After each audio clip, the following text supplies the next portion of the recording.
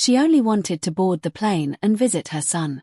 But when an arrogant teen blocked her from stepping into first class, calling her a waste of space, no one stood up for her, until the pilot emerged from the jetway, walked right past the line, and addressed her by name. What he said next made the entire airport freeze. But behind this confrontation lies a secret that connects the rude teen and the elderly woman in a way no one could have imagined. What does the pilot know that everyone else missed? The terminal was crowded, hot, and full of the usual chaos that comes with delayed flights and impatient travelers.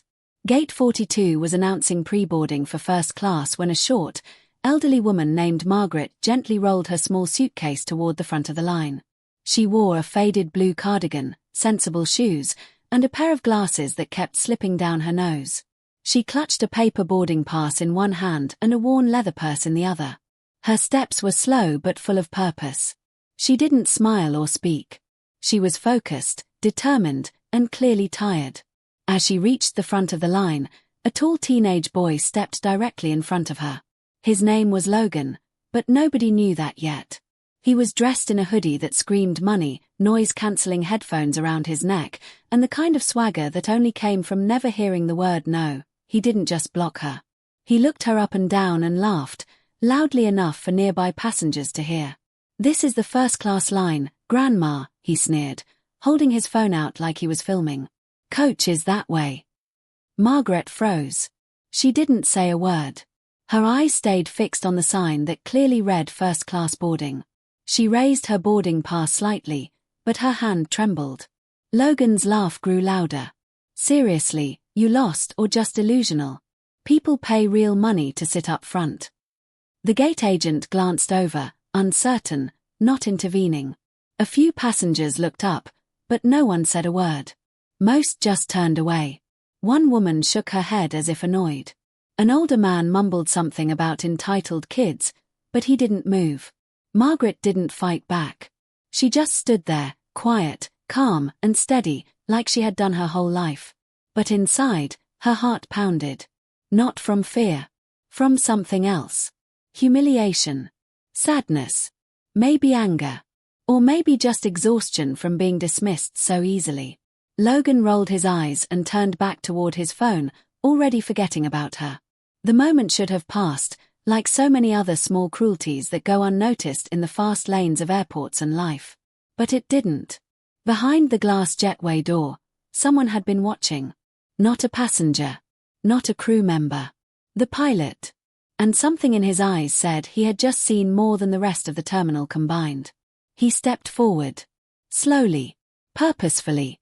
The door opened, and suddenly, the chatter in the terminal softened, like the air itself was waiting to see what would happen next.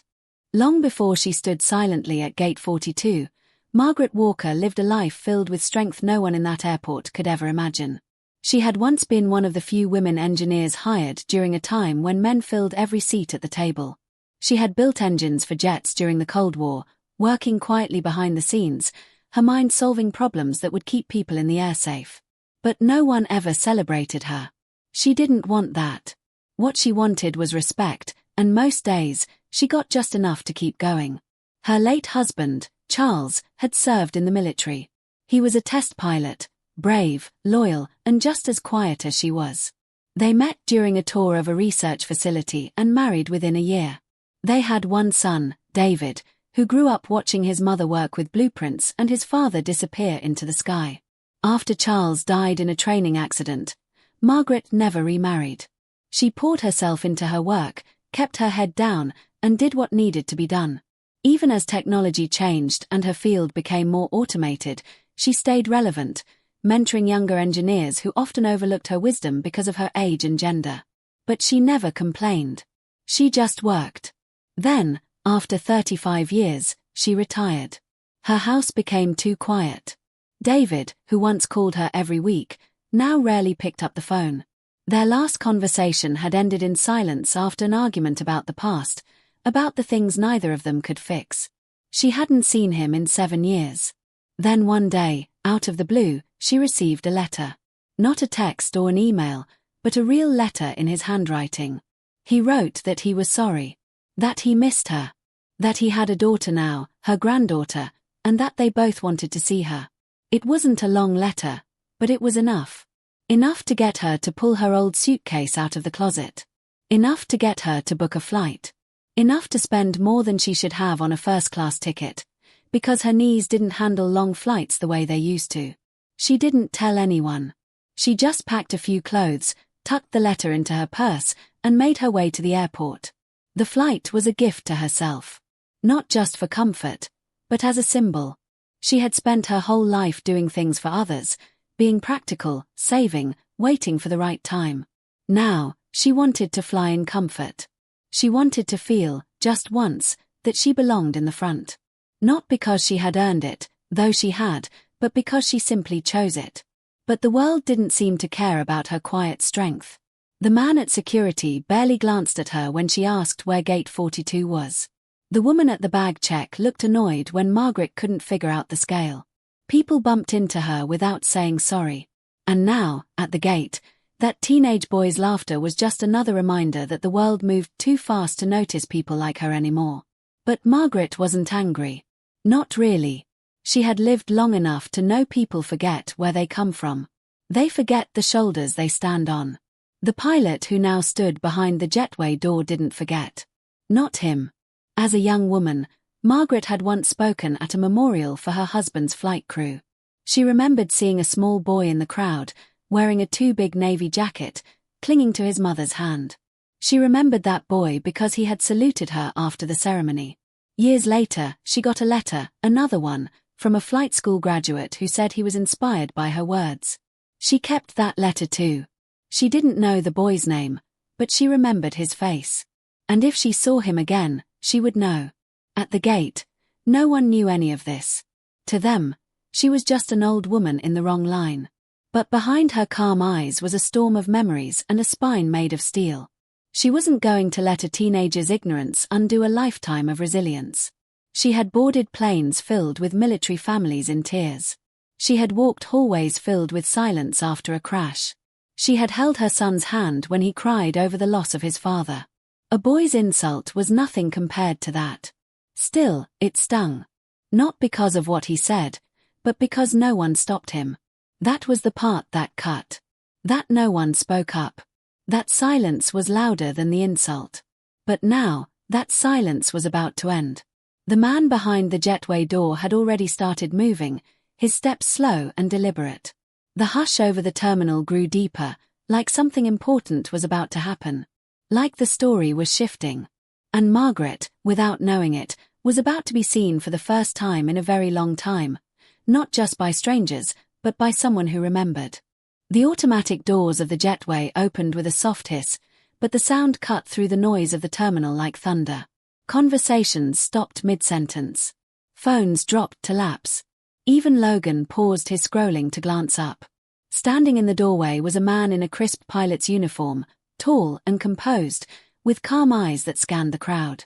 His face was unreadable, but his gaze was locked on one person, Margaret.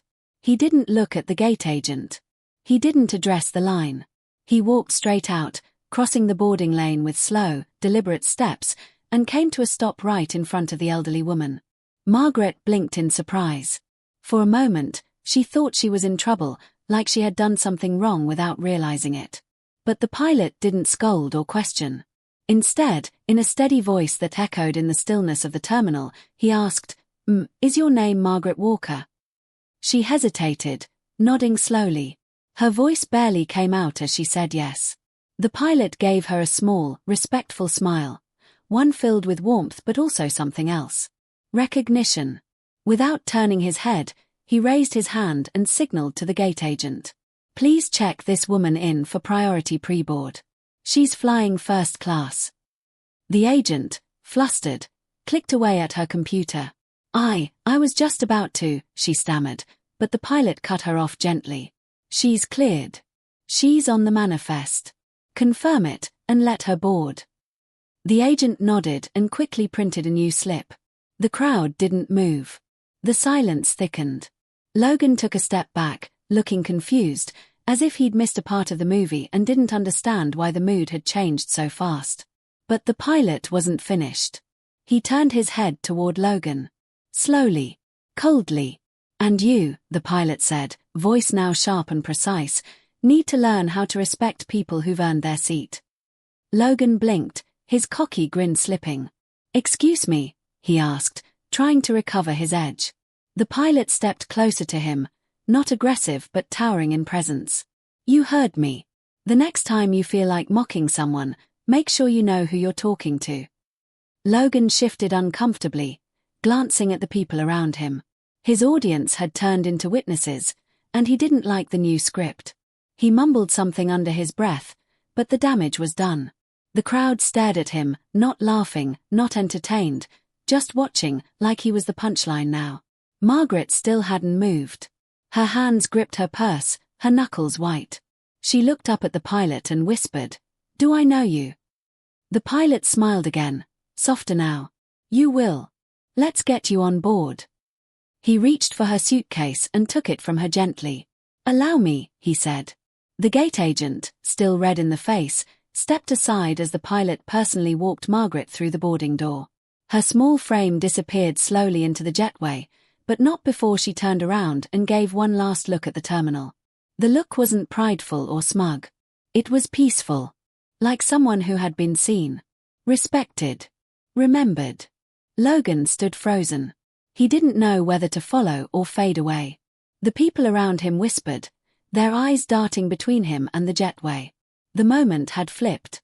He was no longer the one in control.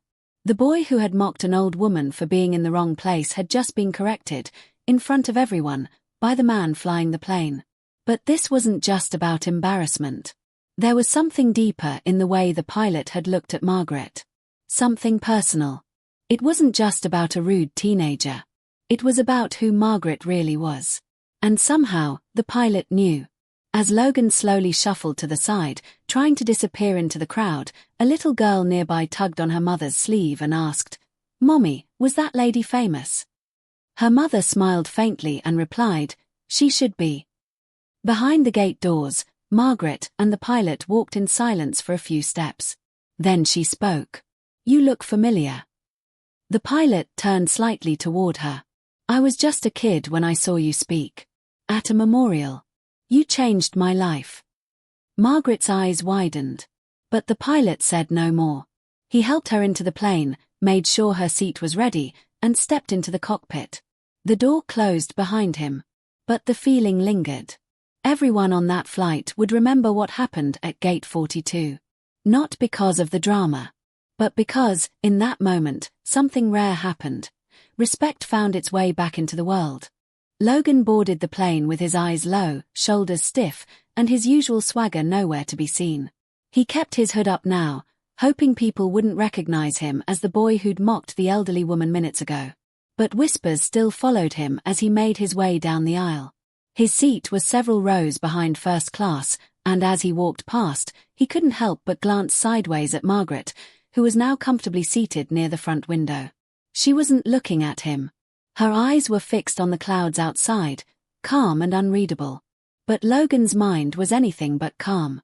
His heart pounded with something that felt unfamiliar, shame. He dropped into his seat and sank down, pulling his phone out, pretending to scroll, though he wasn't reading anything. The image of the pilot calling him out in front of the entire gate replayed over and over again. But there was something else nagging at him. The way the pilot had said his name. Not just like he'd heard it from the gate agent or his ticket, but like he knew it. Really knew it. That alone made Logan uneasy. How would the pilot know him? He wasn't famous. Just a kid with a flashy lifestyle and too much free time. Maybe the pilot had seen something online. Maybe someone had posted the moment already. Logan opened his phone's front camera and stared at himself. He didn't like what he saw. Not because of how he looked, but because, for the first time, he realized other people didn't look at him the way he looked at himself. The flight took off without a word between Logan and anyone else. The seatbelt sign turned off, and people started relaxing, opening snacks, adjusting pillows. Logan remained tense. Then, an hour into the flight, a flight attendant walked over to him and whispered that the captain had asked if he would step into the galley area near first class. Logan's throat tightened. He stood slowly, confused, nervous, and walked forward, the back of his neck burning. The pilot was waiting near the service area, arms crossed, out of uniform hat now, his face softer but serious. Logan stood still, eyes darting everywhere. "Do you remember the name Thomas Hale?" the pilot asked. Logan frowned. "That was my dad's name," he replied. "Why?" The pilot nodded slowly. "I knew him. A long time ago. Before he left." Logan's jaw dropped. "You knew my dad?" The pilot looked straight at him. "Yes. And I also knew what he did." Logan felt the air thicken. What he did? The pilot took a deep breath. "Your father and I trained together. Years ago. He was brilliant. But he left. Not because he wanted to. Because of a crash. A mistake. Someone got hurt. And he couldn't live with it. He walked away from flying. From a lot of things. Including you, didn't he?" Logan said nothing. His fists clenched. His dad had left when he was a kid. No explanations. No godbis. Just gone. "I didn't think anyone remembered that," Logan whispered. "People don't forget pain," the pilot said. "Especially the kind they carry in silence." He paused. Margaret Walker was on that base. She knew what happened. Your father never stopped talking about how she forgave him, even when others didn't. Logan looked stunned. She forgave him. "Yes," the pilot said. "Even though he almost cost lives. She understood mistakes. Understood people. She saw something in him when others didn't." Logan stepped back. The pieces were starting to connect. His whole life, he'd carried this anger. He'd acted out, pushed people away, made fun of anyone he thought was weak. All to hide the truth, that he'd felt abandoned and never understood why. "Why didn't anyone tell me?" he asked, barely above a whisper. The pilot looked at him gently. "Sometimes, we only hear what we're ready to hear. Until today, you weren't ready." Logan didn't know what to say. "She knew my dad," he said again, like he still couldn't believe it. "She didn't just know him," the pilot said. "She saved him. And now you've mocked her in front of everyone." Logan felt the weight of that hit him like a wave. He wasn't being scolded anymore. He was being given the chance to understand. The pilot leaned in slightly. "You can pretend to be tough. Or you can be real. This is your chance to choose." Logan stood there, speechless, watching the pilot return to the cockpit. He turned around slowly, looking toward the first-class curtain. Margaret was still there. And now, she wasn't just a stranger. She was part of his story. Part of the pain he carried without knowing where it came from. He'd just embarrassed the one person who held the truth he never had the courage to ask for. And now, the question was, what would he do about it? The cabin was quiet. Most passengers had dozed off or were lost in their books and movies, but Logan sat in his seat, frozen in thought. The overhead lights were dim, and the soft hum of the engines filled the silence inside him.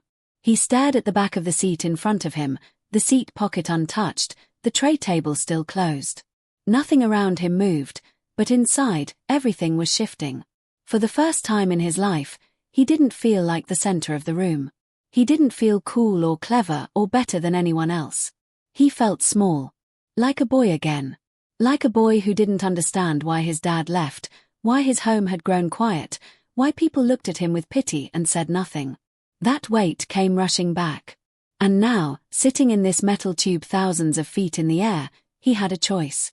He could carry it forever, or he could try to let it go. Slowly, with unsure hands, Logan unbuckled his seatbelt. He rose from his seat and made his way forward, one step at a time, toward the first-class section. Every step felt like a mountain. The curtain separating the cabins rustled as he pushed it aside. A few passengers glanced up, surprised to see a teenager walking through without a purpose. He ignored them. His eyes were fixed on one person, Margaret. She looked up as he approached, her eyes narrowing slightly, not with anger, but with caution. She hadn't forgotten the way he treated her. And she had no reason to expect kindness now. Logan stopped beside her seat and stood in silence for a few seconds, unsure of how to begin. Finally, he took a breath and whispered, "Can I sit here?" Margaret didn't answer right away. She studied his face, looking for something, truth, maybe. She nodded slowly and motioned toward the empty seat beside her. Logan sat down, not knowing if he was welcome but knowing he had to be there. He glanced at her, then away. "I didn't know who you were," he said quietly. "I didn't even know who I was until today." Margaret remained silent, waiting. Logan's voice cracked. "My dad, he left. When I was 6. My mom said he was a pilot, said he couldn't handle something. I never knew the full story. I just blamed everyone. Took it out on other people. Pushed people around. Thought if I acted tough, I wouldn't feel so empty." Margaret didn't flinch. She just listened. Her hands folded gently on her lap. Logan continued. "The captain said you knew my dad. That you forgave him." His voice dropped. "Why?" Margaret looked at him now, really looked. Her voice was soft but strong. "Because people make mistakes. And when you've lived long enough, you learn that holding on to anger doesn't fix anything." I saw pain in his eyes, not pride. I saw someone who lost more than he could say. And I knew what that felt like. Logan's eyes filled with tears, but he wiped them quickly. "I've hated him my whole life. And I didn't even know the full story. Now I just feel stupid." Margaret shook her head. "You're not stupid. You're hurting. There's a difference." Logan nodded. "I'm sorry. For what I said.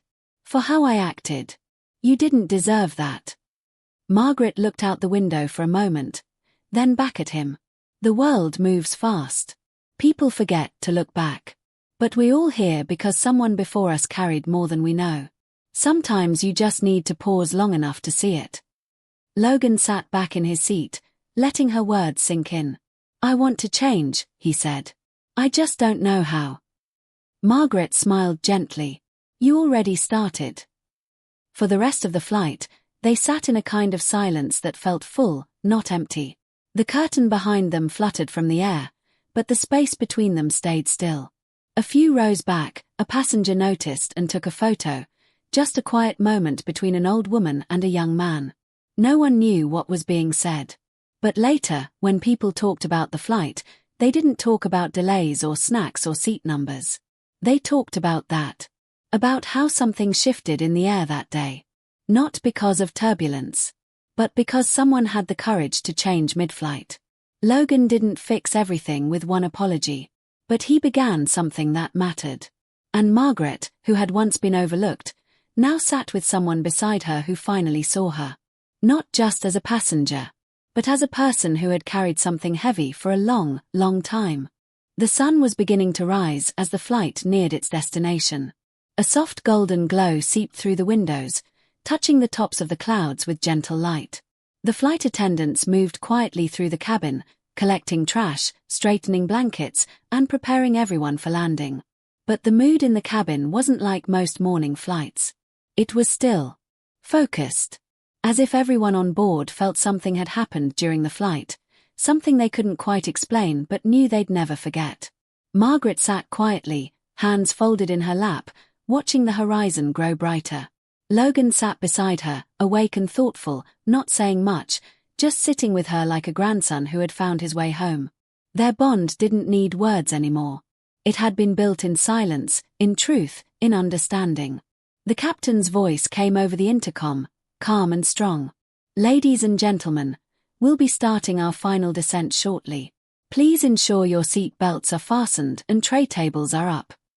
A few moments passed before he continued, but this time, his voice changed. "Before we land, I'd like to say something personal. Normally, I keep things short. But today, something happened on this flight that deserves to be recognized." Passengers sat up straighter. Conversations paused. Everyone listened.